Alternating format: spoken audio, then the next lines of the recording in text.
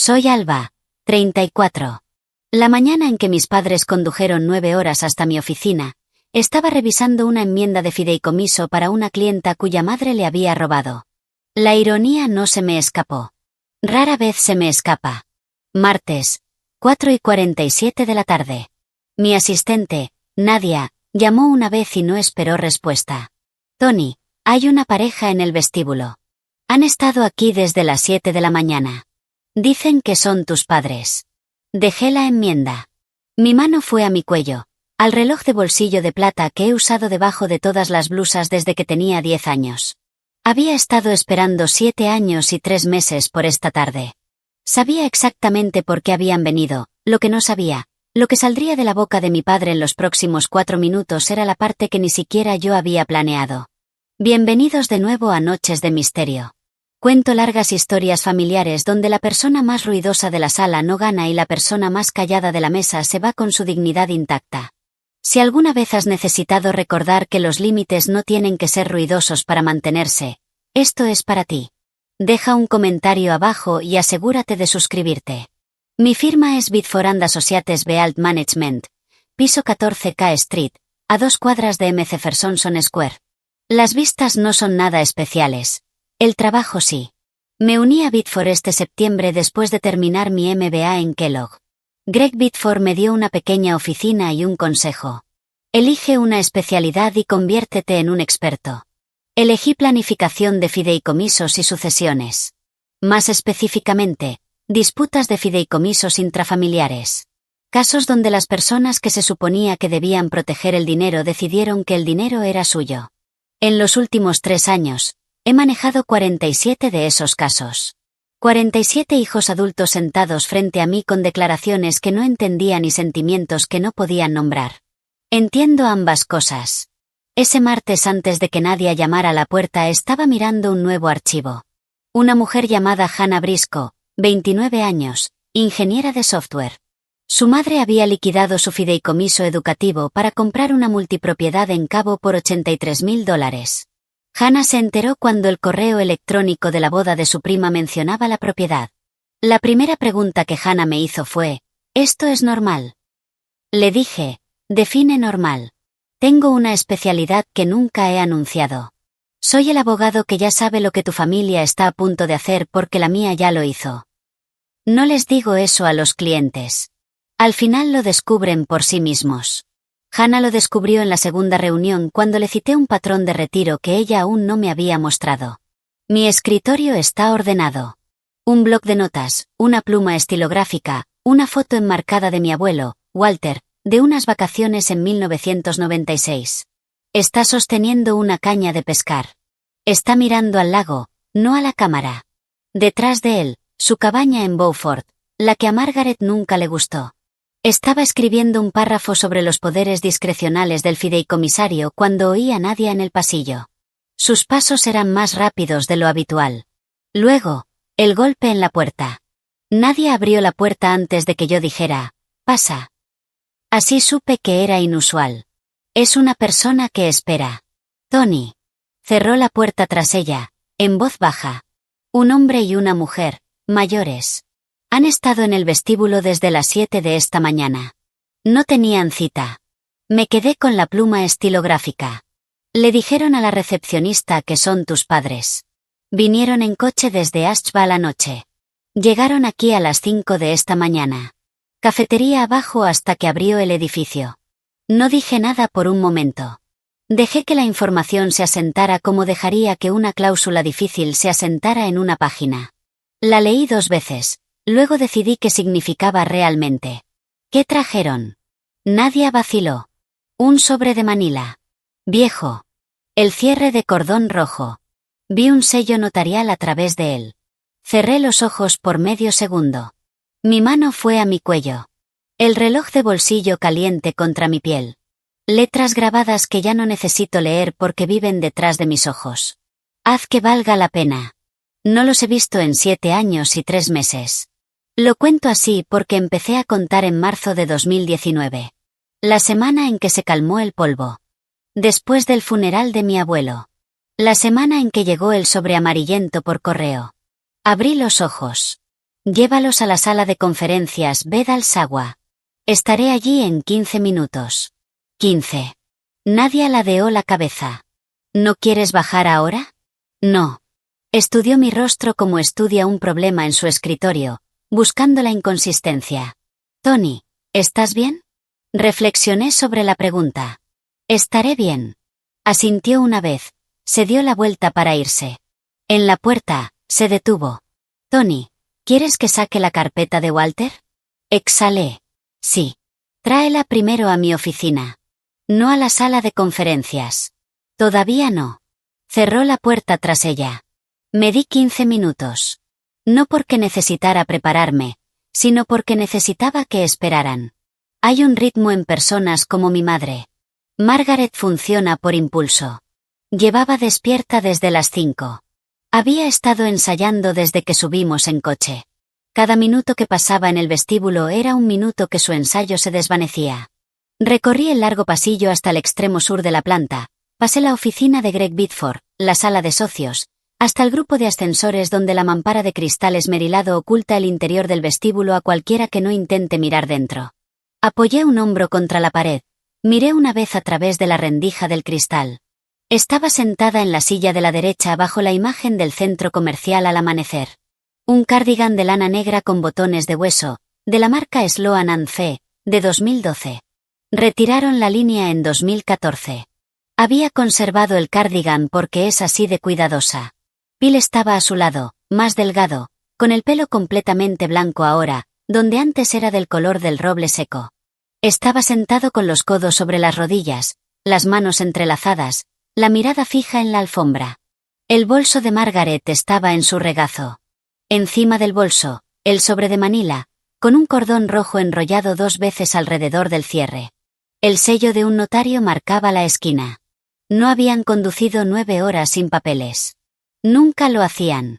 Toqué el reloj de bolsillo a través de mi blusa. Mi abuelo solía decir algo sobre mi madre. Lo dijo una vez después de una cena de domingo mientras secábamos los platos. Dijo, cuando los ofrendas vienen con sobres, cuenta los cubiertos. No lo dijo en broma. Lo dijo como decía la mayoría de las cosas, como un hecho. Ya lo había comprobado. Me aparté de la pared y caminé de regreso a mi oficina. Tenía una carpeta que revisar primero. Permítanme retroceder brevemente. Crecí en una casa en Asheville que mis padres compraron en 1991. 3 habitaciones, sótano terminado, de ladrillo. Bill trabajaba en Westinghouse en Greenville. Margaret no trabajaba. Ella administraba, que es como ella lo llamaba. Tenía un medio hermano llamado Doug, 12 años mayor. El hijo de Bill con su primera esposa, una mujer llamada Ellen que murió en 1982 por complicaciones de una neumonía. Doug llegó a Margaret ya un poco mayor, y ella lo amó de la manera particular en que se ama a alguien que no es exactamente de tu propia familia. El doble de intenso, con un ojo siempre puesto en el testigo. El testigo era mi abuelo, Walter. A Walter Offet no le caía bien Margaret. Le había dicho a mi padre en el ensayo de la boda en 1988 que Bill se estaba casando con alguien de menor estatus social. No lo susurró. Lo dijo durante un brindis que nadie anotó, pero que todos recordaron. Margaret nunca lo perdonó. No estaba hecha para ello. Durante 30 años, llevó a cabo una silenciosa campaña de desgaste. No invitó a Walter a mis bautizos. Perdió sus tarjetas de Navidad. Se aseguró de que Doug recibiera los abrazos de primera fila y las fotografías. Walter observaba. La Navidad en que cumplí 10 años, me entregó una caja envuelta. Dentro había un reloj de bolsillo de plata con caja de cazador. Hamilton grabado en la parte posterior. 2 palabras. Haz que valga la pena. Margaret lo cogió de la mesa, lo volteó y dijo en voz alta para que se oyera en la habitación. Walter, ese es un reloj de hombre. Walter tomó un sorbo de café. Pertenece a quien se lo gane. No la miró cuando lo dijo. No entendí lo que quería decir hasta que cumplí 25 años y supe lo que había en mi cuenta fiduciaria, o mejor dicho, lo que no había. Pero eso es más tarde. Lo que importa aquí es que yo tenía 10 años y el reloj estaba caliente y mi abuelo vio algo en mí que yo aún no había visto. 5:02 de la tarde entré en el vestíbulo. Margaret se levantó primero. Phil se levantó medio segundo después. Margaret va delante. Phil la sigue. Hay cosas que no se olvidan. Se acercó a mí con los brazos medio levantados. El gesto de un abrazo que no se había ganado en 7 años. Lo esquivé suavemente y le ofrecí la mano. Margaret, Phil, vengan conmigo. Bajó los brazos. Disimuló el momento con una sonrisa forzada. Cariño, te ves tan cansada.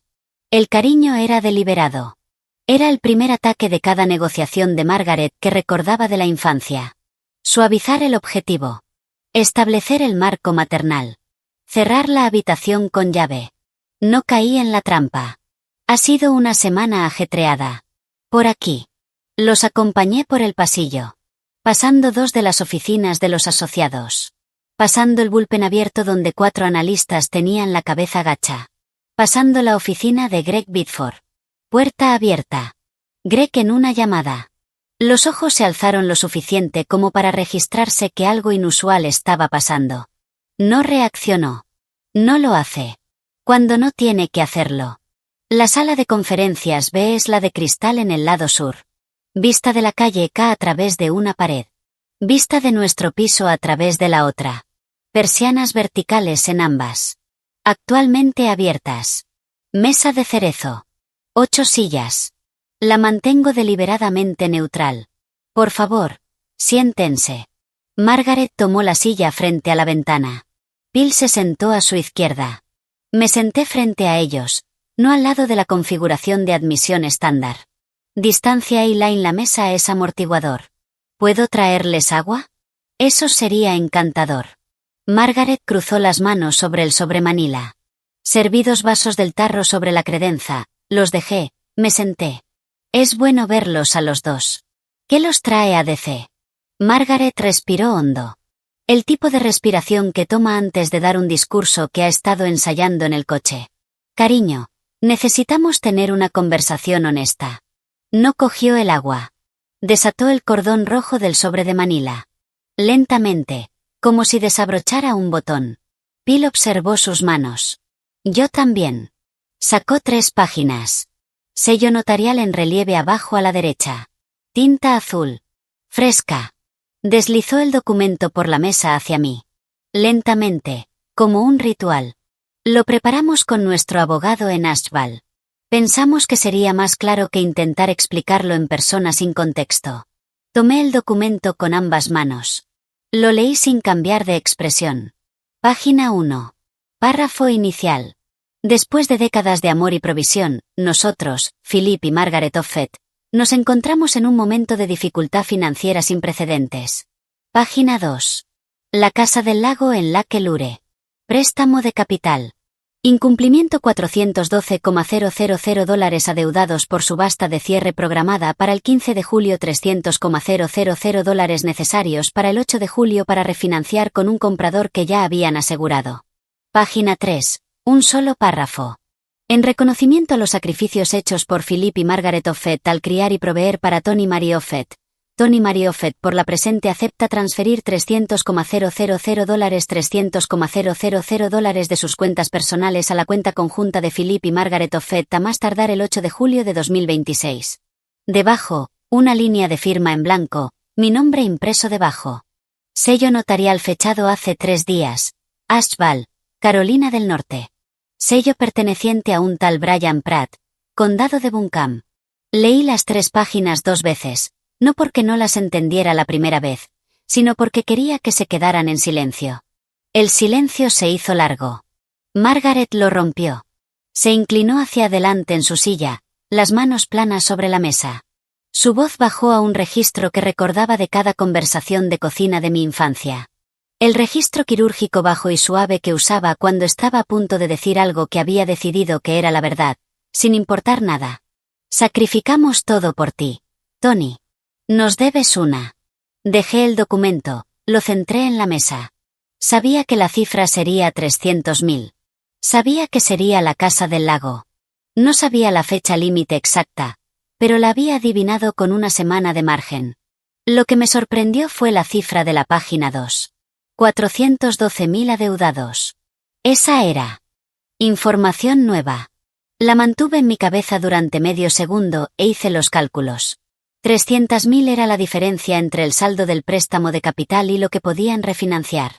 300.000, el cálculo aproximado, casi al dólar, de lo que habían tomado de mi fideicomiso entre 2008 y 2016. No habían pedido lo que creían que tenía. Habían pedido lo que creían que debía. La aritmética era casi elegante. No compartí nada de eso con ellos. Miré a mi madre. Margaret, ¿puedo hacer una pregunta aclaratoria? Parpadeó al oír su nombre de pila. La había llamado mamá durante 33 años. No estaba preparada para el cambio. Claro, cariño. ¿Dónde está Doug? Los ojos de Pil se alzaron. La boca de Margaret se tensó. La situación de Doug en Tampa es complicada ahora mismo. No está en condiciones de contribuir. Era aval de la Casa del Lago, ¿no? Eso fue una formalidad en aquel momento. No es legalmente, Pil interrumpió. Suave, casi con disculpa, Margaret. Se volvió hacia él. Sus ojos hicieron algo rápido y duro. Miró sus manos. Dejé que el momento respirara. Dejé que se asentaran en su propia pequeña grieta. Margaret se recuperó rápidamente, sonrió, frágil. Doug se retiró del aval en 2024. El banco lo permitió. Se mudó a Tampa. Empezó de nuevo. Empezó de nuevo. Repetí. Plano. Sí. Asentí lentamente. Ya veo. Tomé mi bolígrafo. No escribí nada. Solo lo sostuve. Antes de responder, debo explicarles algo a mis padres y a ti. Había estado esperando esta tarde durante 7 años y 3 meses. No solo había estado esperando. Había estado preparándome. La carpeta en el escritorio de Nadia, la que trajo a mi oficina 20 minutos antes de esta reunión, no era un archivo reciente. Era una carpeta a la que había estado agregando desde marzo de 2019. 3 documentos, cada uno de ellos lo suficientemente poderoso por sí solo como para terminar una conversación. Juntos. Eran la razón por la que había podido sentarme frente a Margaret Offett sin un solo temblor en mi mano. Pero antes de contarte lo que había en la carpeta, y antes de contarte lo que mi padre admitió en los próximos minutos, permíteme hacer una pausa y decir esto. Si alguna vez te has sentado frente a familiares que llegaron con papeles en la mano y una historia de soba que habían ensayado en el auto, ya conoces la sensación que estoy tratando de describir. La extraña calma que llega cuando has esperado lo suficiente como para dejar de tener miedo. Suscríbete para no perderte lo que viene después. Deja un comentario con lo primero que habrías dicho si estuvieras en mi lugar. Sigamos. De vuelta en la habitación, Margaret estaba esperando. Pil seguía mirando sus manos. Dejé el bolígrafo, lo cogí de nuevo, lo dejé una segunda vez. No estaba jugando al tiempo. Estaba eligiendo no darle el ritmo que quería. Dejé pasar 12 segundos. Los conté. Entonces dije, necesito retroceder a 2017. Ambos recuerdan 2017. Así que esto no llevará mucho tiempo. En julio de 2017, cumplí 25 años. 3 semanas después, conduje hasta Charlotte. Tenía documentación de First Union Trust. Una carta que me informaba de que el fideicomiso familiar Walter Offett, del que yo era el beneficiario designado, había llegado a su vencimiento. Tenía derecho a reclamar el saldo completo. Entré al banco un martes por la mañana, llevaba un blazer que probablemente era demasiado abrigado para agosto. Me senté frente a una oficial de fideicomiso llamada Rena Matz, que llevaba 19 años en First Union y lo había visto casi todo. Ella abrió la cuenta. Capital original, 1997, $480,000. Walter había financiado el fideicomiso el año en que cumplí 5 años. Objetivo de crecimiento conservador 20 años de rendimientos de seguimiento del S&P más reinversión de dividendos. Proyección estándar para 2017 aproximadamente $1,40 millones. Saldo real al 1 de agosto de 2017, $41,218. Rená no se movió. Yo no me moví.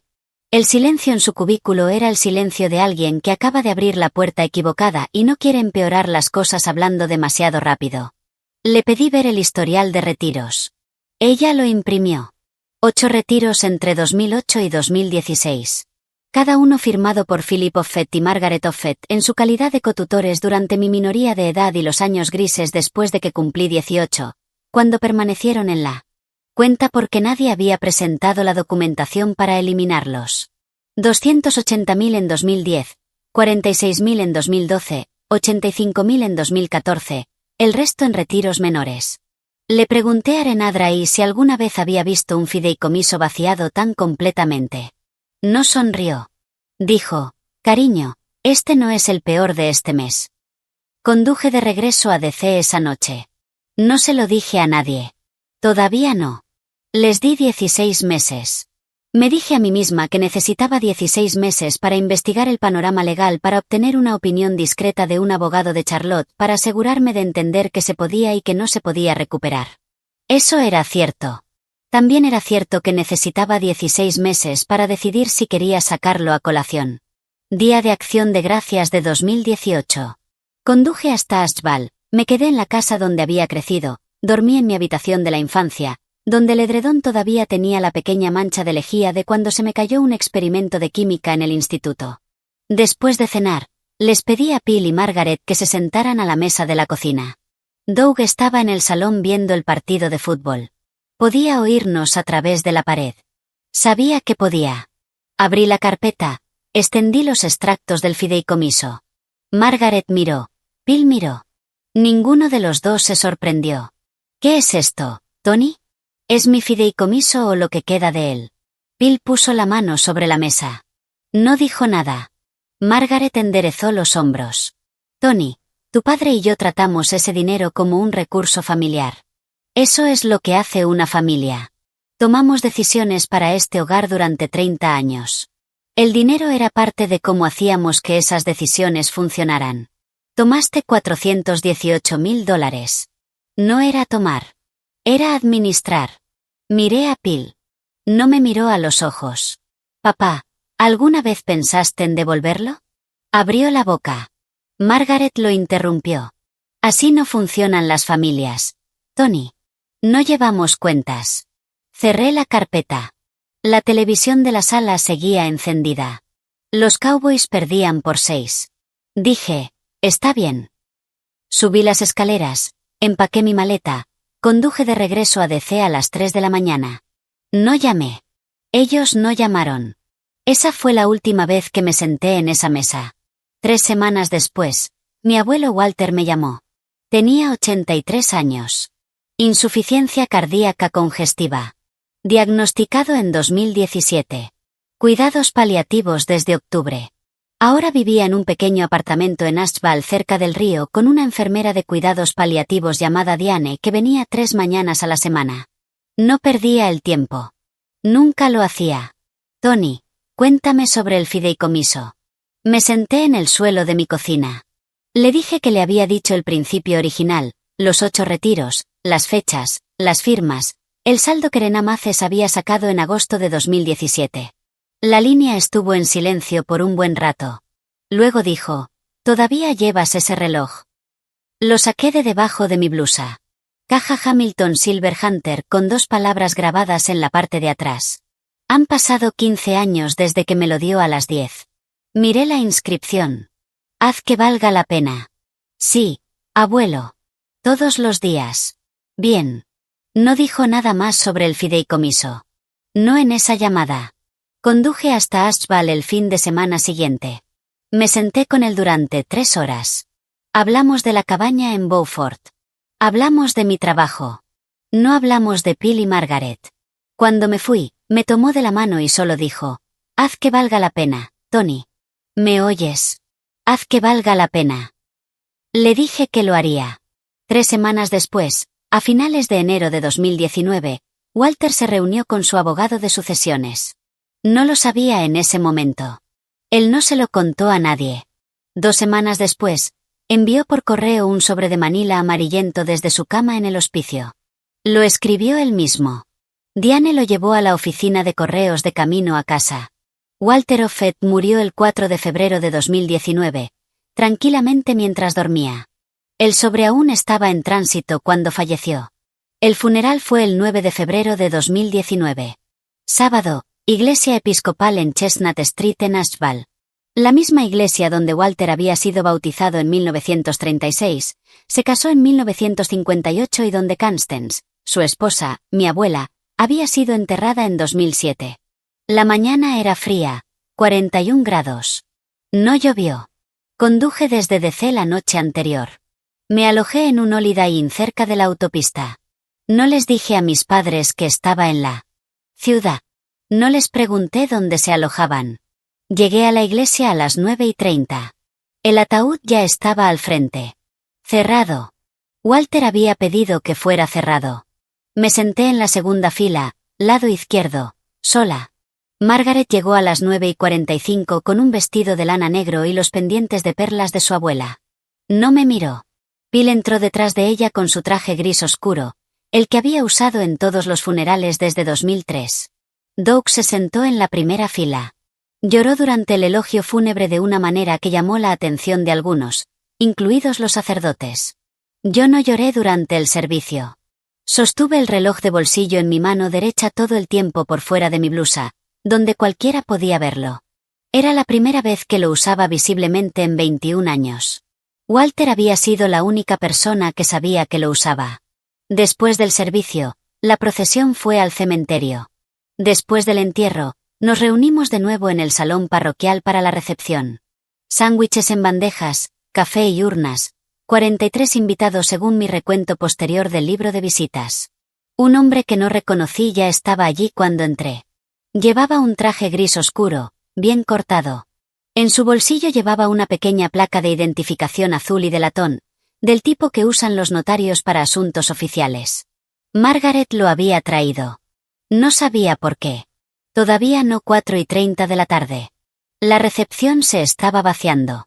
Quizás quedaban unas 25 personas en la sala. Margaret se puso de pie en la mesa principal. Sujetó el borde de su vaso de agua con un cuchillo de mantequilla. El sonido fue fuerte, como si lo hubiera ensayado. Amigos, familia, si me permiten, tengo un anuncio. Puede que sorprenda a algunos, pero es necesario para la integridad de esta familia de ahora en adelante. El notario se acercó a ella. Llevaba una carpeta de cuero, la puso sobre la mesa, la abrió y sacó un documento de 2 páginas.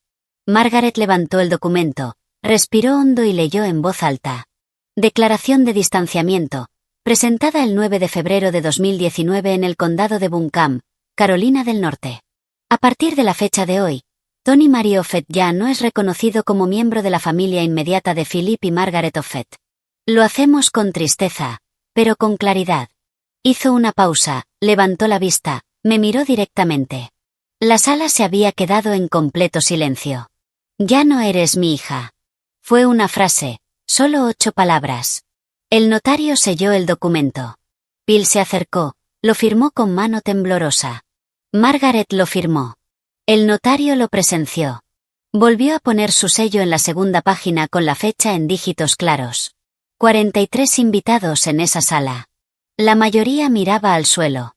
Algunos me miraron. Mi tía Ruth, la hermana de Bill, se tapó la boca con la mano. Me puse de pie.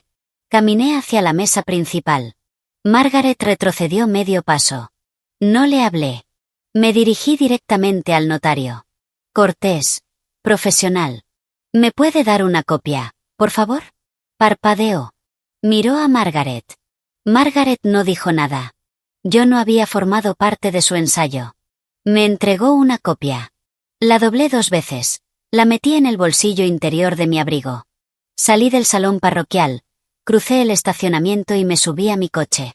Conduje 3 cuadras antes de permitirme llorar. 3 días después, un martes, estaba de vuelta en mi apartamento de DC. 12 de febrero de 2019. Había ido a trabajar ese lunes, porque la alternativa era sentarme en mi cocina.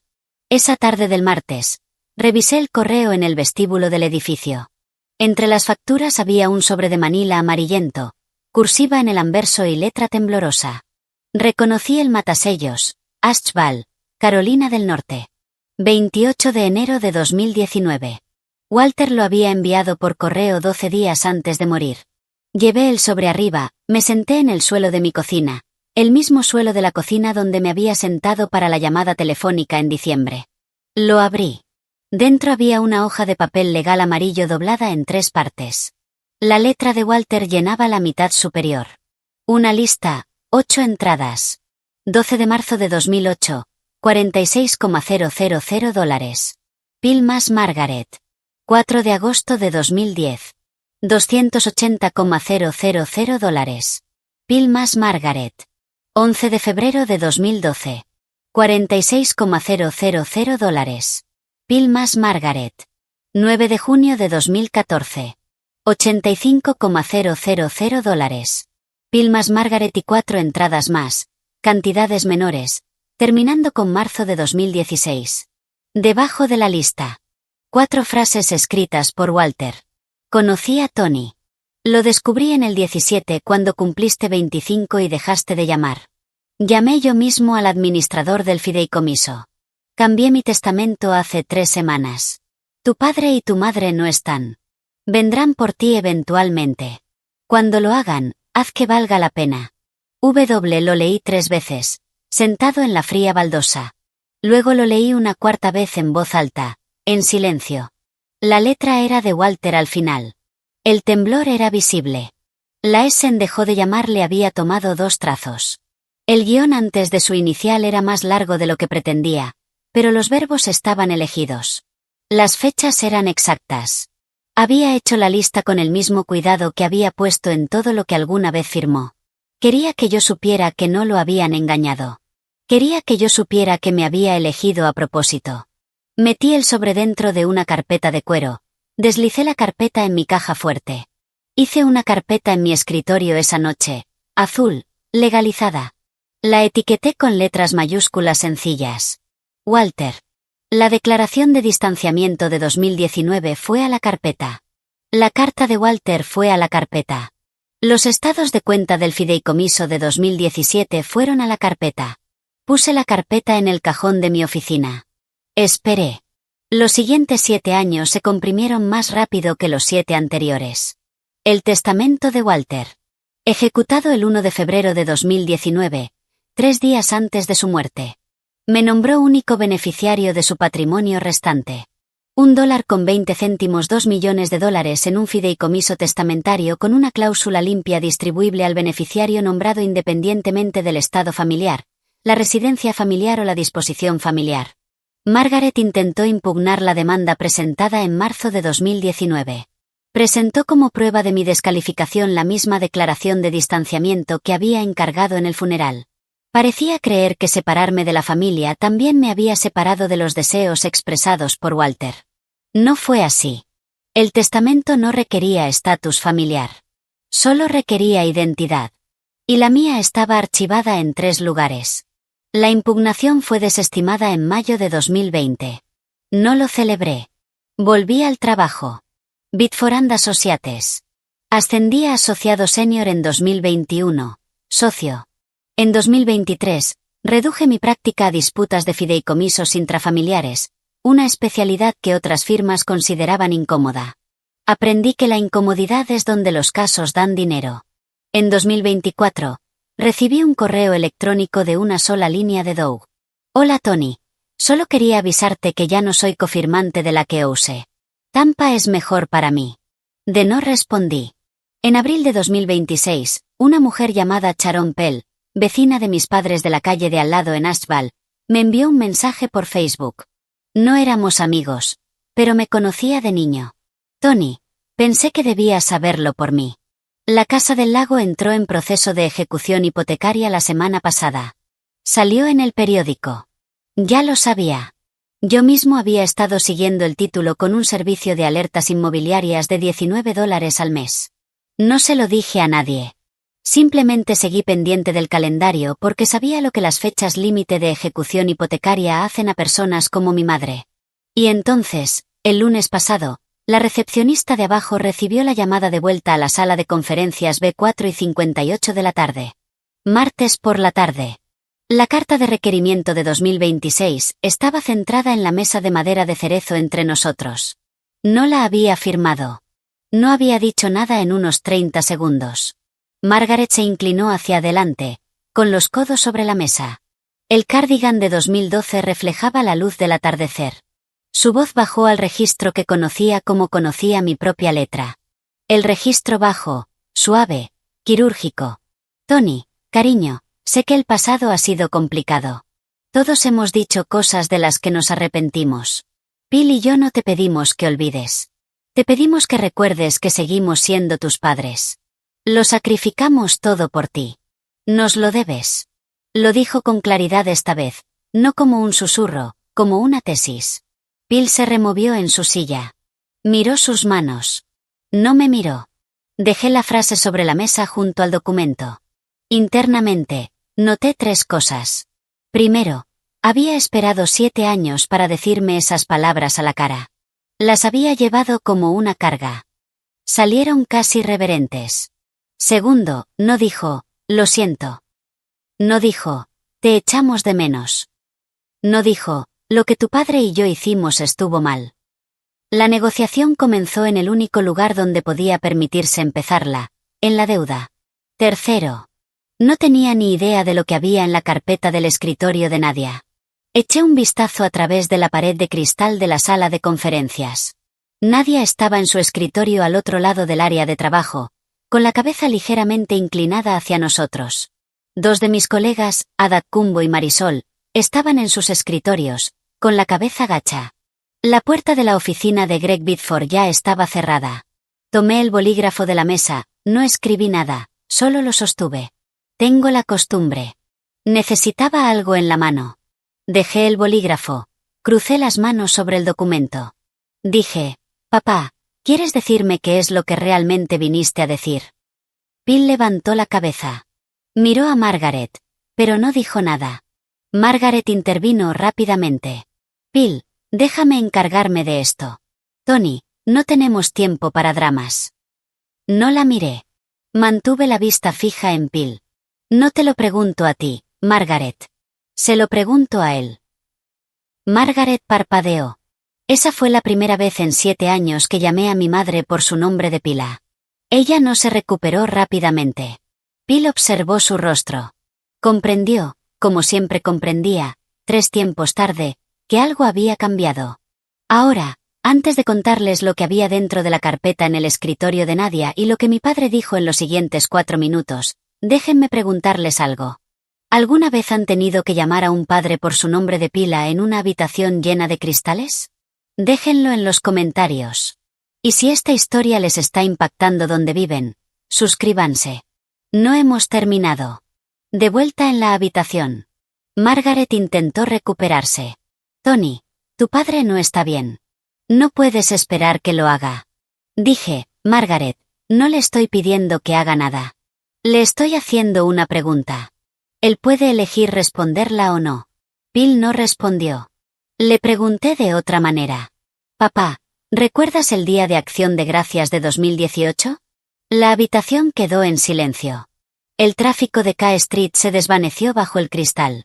La boca de Bill se abrió. Se cerró. Se abrió.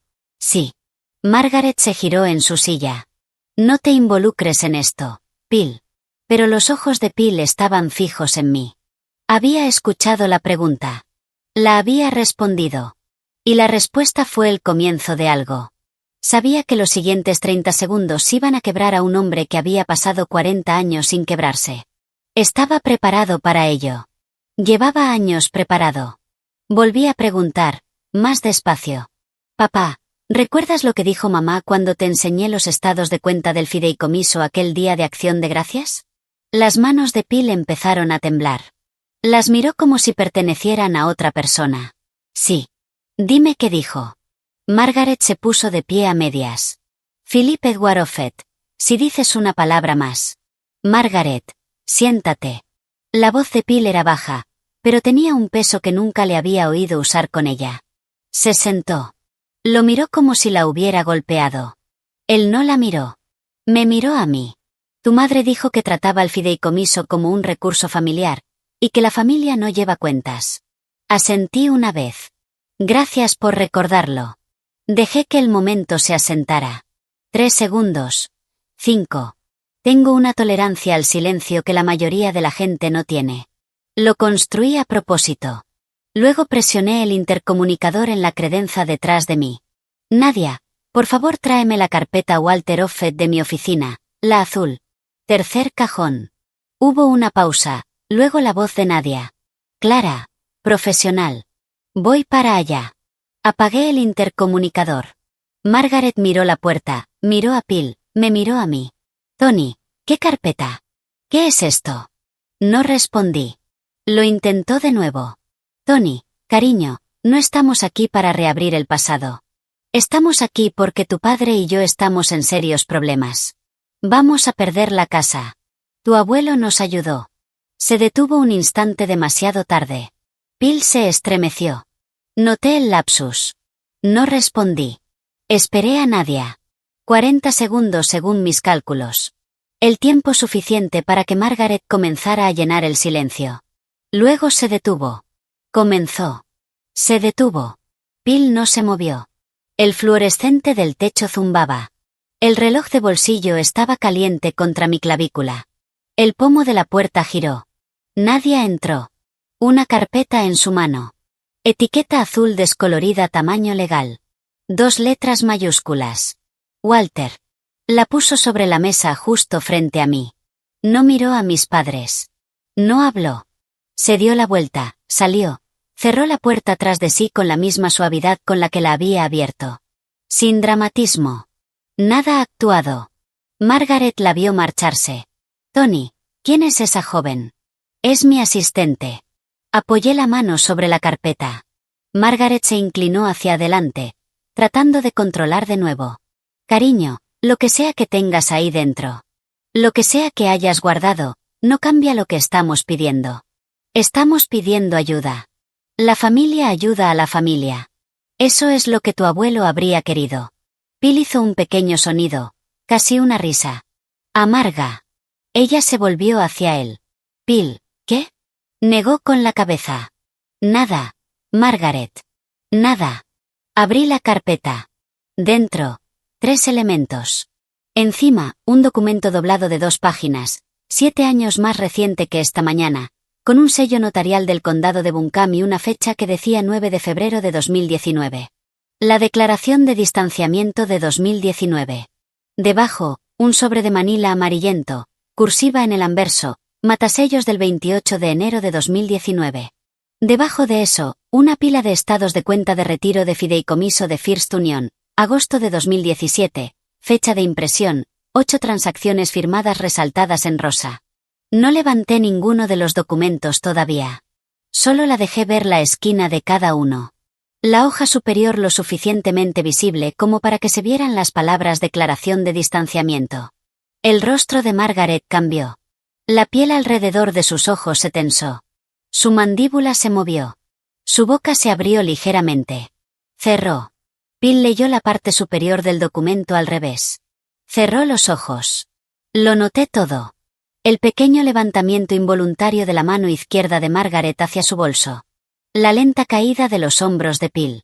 La forma en que las pupilas de Margaret se dilataron cuando se dio cuenta de lo que estaba mirando. Dejé que el reconocimiento se asentara durante 15 segundos. Luego extendí la mano hacia el documento superior. Lo tomé por los bordes.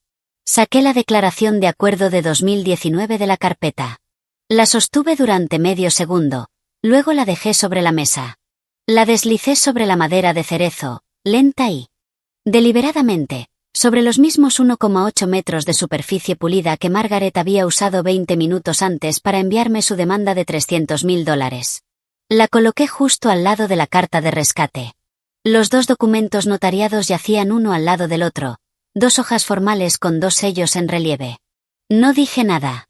Margaret abrió la boca. Sus ojos estaban fijos en la página. No la tomó. Se quedó mirando. Phil leyó el título lentamente. Cerró los ojos por segunda vez. Los mantuvo cerrados. Toqué el reloj de bolsillo a través de mi blusa. La plata Hamilton cálida contra mi clavícula. Dije una frase, en voz baja, conversacional. No he sido tu hija desde 2019. Tú lo hiciste legal. Soy solo el abogado que viniste a ver hoy. Los labios de Margaret se movieron. Al principio no se oyó nada, luego un pequeño sonido, luego una frase. Fue un día difícil, Tony. Estábamos de luto. No éramos nosotros mismos. Contrataste a una notaria con anticipación. Margaret. No tenía respuesta. Firmaste 2 páginas frente a 43 invitados. No tenía respuesta. Usaste ese documento en 2020 para impugnar el testamento del abuelo. Su rostro se congeló. No sabías que yo sabía de la impugnación. Sé de la impugnación. Tengo los documentos. Tengo la orden de desestimación. Lo tengo todo en esa carpeta. Los hombros de Phil comenzaron a temblar. No lo miré. Mantuve la vista fija en Margaret. Hizo un último intento, con la voz quebrándose. Tony, estábamos tratando de proteger a la familia ¿de qué, Margaret? De que no queríamos pelear en el funeral. Empezaste la pelea en el funeral con un notario al que tuviste que llamar con anticipación, al que tuviste que informar, al que tuviste que pagarle una tarifa. Dejé que la frase calara. No improvisaste en el peor día de la vida de mi abuelo. Lo planeaste. Ella no tenía nada. Se recostó en su silla como si sus piernas simplemente le hubieran fallado. Los ojos de Phil seguían cerrados. Margaret hizo un intento más. El último intento del ensayo preparado. Tony, nada de eso cambia los hechos de esta semana. Vamos a perder la casa del lago. Tu padre tiene 67 años. No tenemos a dónde ir después de esto. ¿Entiendes lo que estás haciendo? No levanté la voz. Entiendo perfectamente lo que estoy haciendo, Margaret. Nos vas a dejar sin hogar. Compraste una casa del lago con mi dinero en 2010. Firmaste un préstamo hipotecario sobre ella en 2017. Incumpliste el préstamo hipotecario en 2024. Condujiste 9 horas ayer para pedirle a la hija que legalmente repudiaste que te sacara del apuro. Vas a quedarte sin hogar por decisiones que tomaste durante 16 años. Ninguna de esas decisiones fue mía. Intentó interrumpir. Continué. El mismo volumen. No he alzado la voz en esta habitación y no lo haré. Escúchame con atención. No soy tu hija. Soy la mujer cuya confianza robaste. Soy la abogada de esta oficina. Y como abogada de esta oficina, tengo una cosa más que mostrarte. Me giré en mi silla. Phil abrió los ojos. Finalmente me miró directamente. Su rostro había cambiado. Ya no había recuperación en él. Ni lucha, ni alineación con Margaret. Por primera vez en esta conversación, por primera vez en esta década, estaba solo en su propio cuerpo. Abrió la boca. Tony, antes de que nos muestres nada más, necesito decirte algo. Margaret se giró rápidamente hacia él. Puso una mano en su brazo. Phil, no. Él apartó su mano. No bruscamente, solo con firmeza, como si quitara un peso del que había estado descansando durante 40 años. Margaret, detente. Se quedó paralizada. No la miró a ella. Me miró a mí. Tomó aire que pareció venir de algún lugar más profundo que su pecho. Mi padre empezó a hablar. Las palabras salían despacio. Me di cuenta de que las había estado ensayando durante mucho tiempo. Simplemente nunca había tenido espacio para usarlas. El dinero del fideicomiso. Tu dinero del fideicomiso. Los 280.000 que sacamos en agosto de 2010. Ese fue el pago inicial de la casa del lago. No me moví. La mano de Margaret se extendió hacia él de nuevo. Se detuvo a medio camino. Los 46.000 en 2012. Ese era el barco. El Boston Ware. Tu madre lo quería. Firmé los 85.000 en 2014. Ese fue la renovación del segundo piso, el porche con mosquitera, la reparación del muelle. Firmé los 35.000 en 2016, que era un colchón que tu madre y yo usamos para reducir nuestras tarjetas de crédito antes de la consulta de crédito para el préstamo de capital. También firmé eso. Tomó aire. Le temblaban las manos. Siempre me dije a mí mismo que lo devolveríamos. Tu madre y yo nos decíamos cada año que lo devolveríamos. Nunca lo hicimos. Ni $1, ni uno. Margaret se quedó muy quieta. Su rostro estaba pálido. La compostura estratégica se había esfumado de ella. Phil continuó. El barco se hundió en 2014. Incendio del motor 2 meses después de que lo compramos. Nunca te lo dijimos porque no queríamos que preguntaras por el cheque del seguro. 42.000 también lo usamos para la renovación. Hizo una pausa. Ese año nos enviaste una tarjeta del Día del Padre con una foto tuya y del abuelo pescando en la cabaña. La puse en mi cajón de calcetines. No podía mirarla. Sabía que tu abuelo estaba sentado en la mesa de su cocina en 2017, pensando en lo que habíamos hecho. Sabía que no contesté el teléfono. Lo dejé morir sin contestar el teléfono. Se detuvo, miró la mesa. Tony, lo siento. Sé que eso no vale nada. Sus hombros temblaron una vez. No levantó la vista. No dije que estuviera bien. No dije absolutamente nada. Las manos de mi padre seguían temblando sobre la mesa. Las apretó para que dejaran de hacerlo. No lo hicieron. Dijo, debería haberla detenido. Debería haberme detenido a mí mismo. Hubo 100 oportunidades. Después de la retirada de 2010, después de la retirada de 2012, después de que tu tía Ruth me llamara en 2014 y me preguntara si Tony estaba recibiendo algo de esto, le dije, lo estabas recibiendo todo. Le mentí a mi hermana.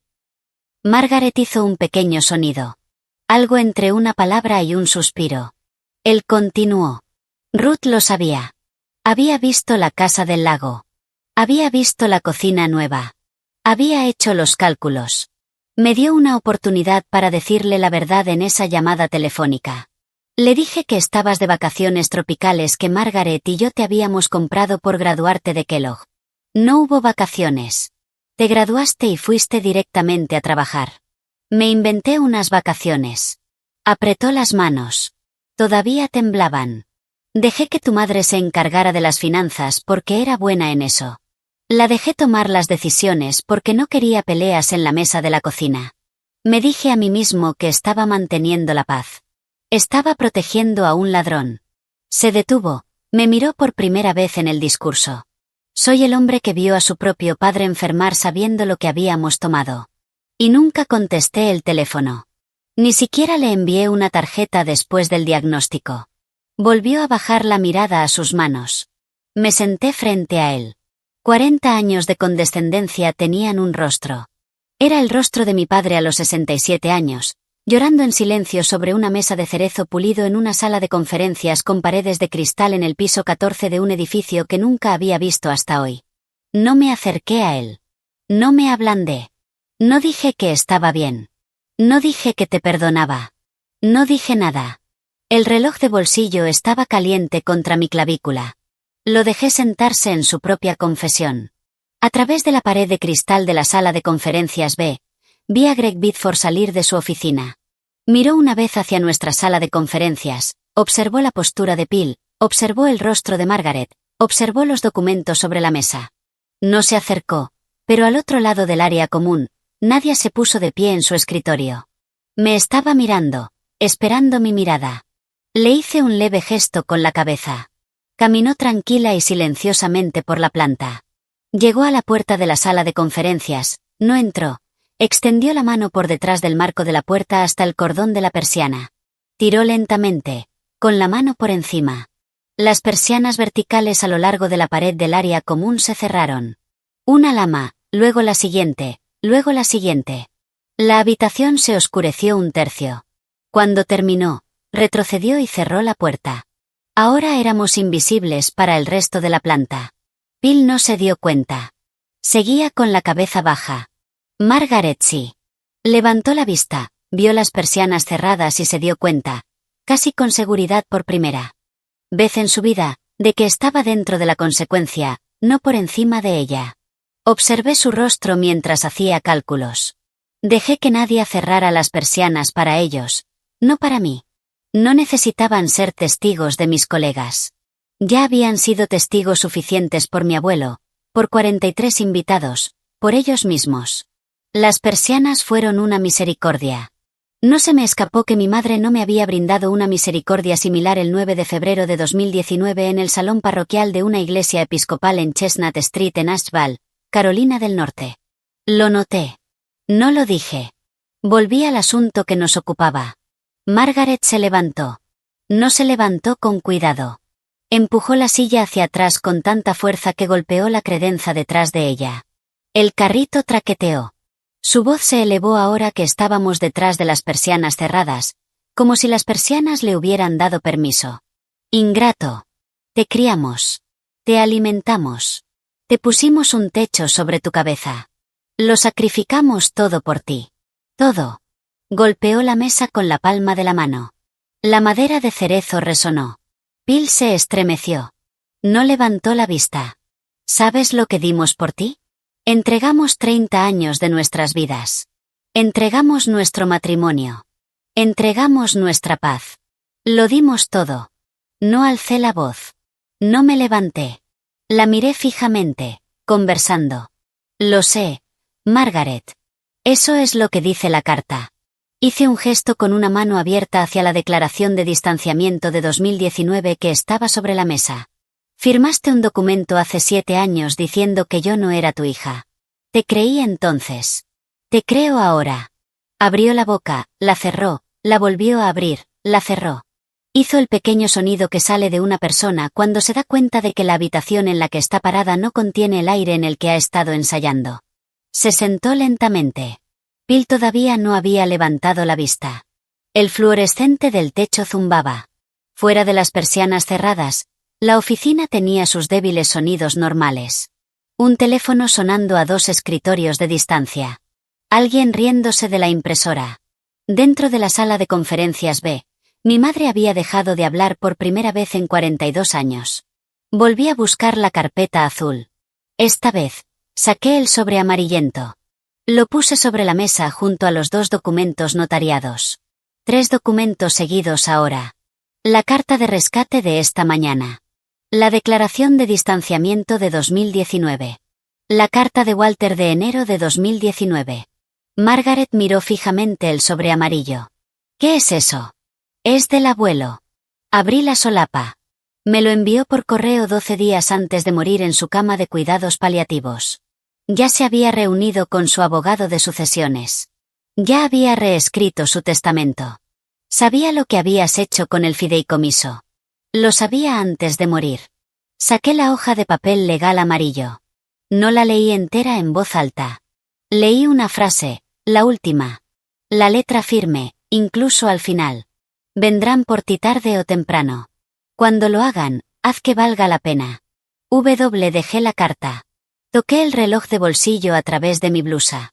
Caja de plata Hamilton. 2 palabras en el reverso que no había tenido que mirar en 24 años. Me quité la cadena, saqué el reloj de debajo del cuello, lo puse sobre la mesa junto a la carta de Walter. Caja Hunter hacia arriba. La inscripción miraba al techo. Haz que valga la pena. Margaret miró el reloj, miró la carta de Walter, miró la declaración de distanciamiento de 2019. 3 cosas que no había logrado hacer desaparecer. Bill se frotó los ojos con ambas palmas. Oh, papá. Sus hombros temblaron levemente. Margaret miró fijamente la carta. No la recogió. No la tocó. Dijo muy bajo, casi para sí misma. Nunca me dijo que lo sabía. La miré. No necesitaba decírtelo, Margaret. Me lo dijo. 3 documentos y un reloj de plata sobre la mesa. 40 años de familia resumidos silenciosamente en menos de 2 pies cuadrados de papel y una inscripción. Dejé que lo viera. Puse ambas manos planas sobre la mesa y dije, no te voy a dar los $300,000, Margaret. Bill, nunca lo iba a hacer. He sabido que ibas a pedirlo durante los últimos 6 meses. Margaret hizo un sonido, no una palabra, y no voy a demandarte por lo que tomaste. Podría haberlo hecho. El abogado de Charlotte me dijo en 2019 que había una vía de recuperación con intereses que podría haber llegado a 360,000. Elegí no hacerlo. El testamento del abuelo ya resolvió lo que era mío. Bill asintió una vez, con los ojos aún cerrados. Margaret intentó. Entonces, ¿qué quieres, Tony? ¿Qué es esto? ¿Qué? La miré. No quiero nada de ti, Margaret. Ese es el límite. Ese siempre ha sido el límite. Tú lo legalizaste en 2019. Yo solo lo estoy haciendo cumplir en 2026. Hice una pausa. Dejé que las palabras reposaran. Tú misma me lo dijiste delante de 43 personas. Dejé pasar una respiración. Ya no eres mi hija. Lo dije como ella lo había dicho. 8 palabras, una frase. No se lo estaba devolviendo. La estaba citando. Los ojos de Margaret se llenaron de lágrimas. Lo noté. No sentí la calidez que antes sentía al ver llorar a mi madre. No sentí nada. Sentí la ausencia de algo que debería haber sido un sentimiento. Había sentido esa ausencia durante 7 años. Era familiar. Estaba en paz con ella. Al otro lado de la mesa, Bill estaba muy quieto. 3 documentos yacían entre nosotros. Fuera de las persianas cerradas, un teléfono sonó 2 veces y se quedó en silencio. Abrí el pequeño tarjetero sobre la mesa junto a mi bolígrafo. Saqué una sola tarjeta de visita, la deslicé sobre la madera de cerezo. Lentamente. Los mismos 6 pies, la misma superficie, pero esta vez, sin sello notarial, sin ritual, solo una tarjeta. Greg Biddeford, socio principal, reestructuración de bancarrota. Este es Greg Biddeford. Es socio principal aquí. Se encarga de la reestructuración de ejecuciones hipotecarias. No es barato. Es bueno. Si lo llama mañana por la mañana, le dará una consulta sobre la casa. Será honesto sobre lo que es posible y lo que no. Margaret miró la tarjeta, no la tomó de inmediato. Bill lo recogió, lo deslizó en el bolsillo de su traje. Gracias. Me lo dijo. No miró a Margaret cuando lo dijo. Me levanté. Nadia los acompañará a ambos al vestíbulo. Hay un yacht 3 cuadras al sur en la calle y... Les recomiendo que no conduzcan de regreso esta noche. También les recomiendo que tomen habitaciones de hotel separadas si es necesario. Tomé la declaración de acuerdo de 2019 de la mesa, la deslicé de nuevo en la carpeta azul. Tomé la carta de Walter, la deslicé de nuevo en la carpeta. Dejé la carta del rescate de $300,000 en la mesa. No la recogí. No la devolví. No la firmé. La dejé allí. Margaret tomó su bolso. Lentamente, se quedó en la puerta. Se giró. Tony. No la dejé terminar. Buenas noches, Margaret. Ella asintió una vez tensamente. Salió. Bill la siguió 3 segundos después. No se giró en la puerta. La puerta se cerró con un clic. Estaba solo en la sala de conferencias. Caminé hacia la pared de la ventana. Tiré del cordón de la persiana.